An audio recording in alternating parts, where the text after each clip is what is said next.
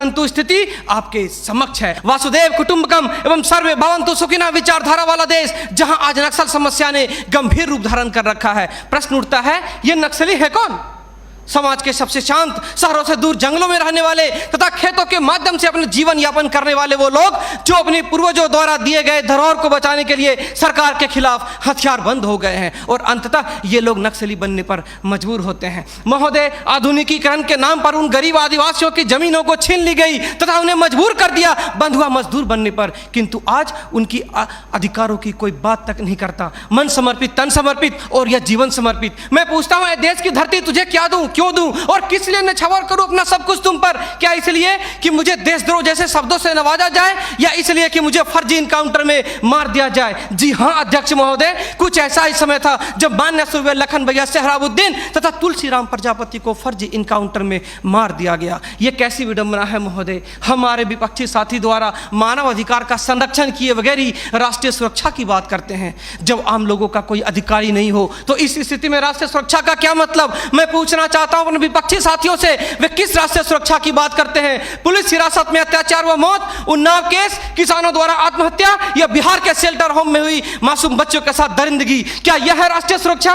राष्ट्रीय सुरक्षा का अर्थ सिर्फ सीमा की सुरक्षा नहीं बल्कि सीमा के अंदर रह रहे व्यक्तियों की सुरक्षा से भी है। अपने हक को मांगे जाने पर लोगों को नक्सली तथा आतंकवादी करार दिया जाता है तथा यह सुरक्षा देने वाले पुजारी आईपीसी की धारा 124A के तहत गिरफ्तार कर उन्हें देशद्रोह का मुकदमा चलाते हैं, फिर फर्जी इनकाउंटर में भी मार गिराते हैं। जबकि सुनील बत्रा बनाम दिल्ली प्रशासन में माननीय न्यायाधीश ने स्पष्ट किया है कि फर्जी इनकाउंटर हत्या के समान है।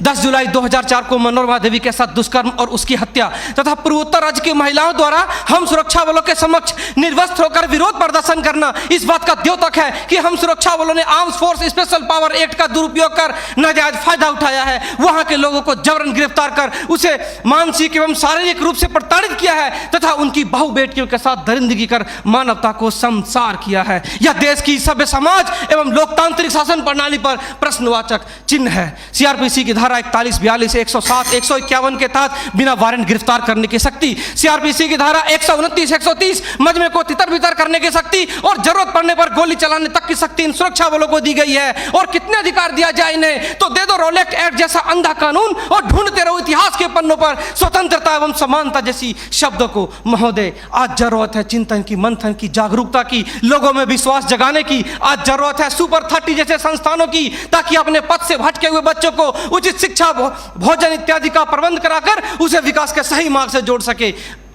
अंत में फैसला माननीय निर्णायक मंडल के पर छोड़ते हुए गुरुदेव रविन्द्रनाथ टैगोर की इन पंक्तियों के साथ मैं अपनी वाणी को विराम देना चाहूंगा कि मैं जीना चाहता हूं इंसानों की फौज के बीच में, मैं जीना चाहता हूं उगते सूरज की किरणों के बीच में, सुंदरता और सुगंध के बीच में। मेरी इच्छा है काश मिल जाए मुझे थोड़ी सी जगह इन जीने वालों के दिलों के बीच में। जय हिंद,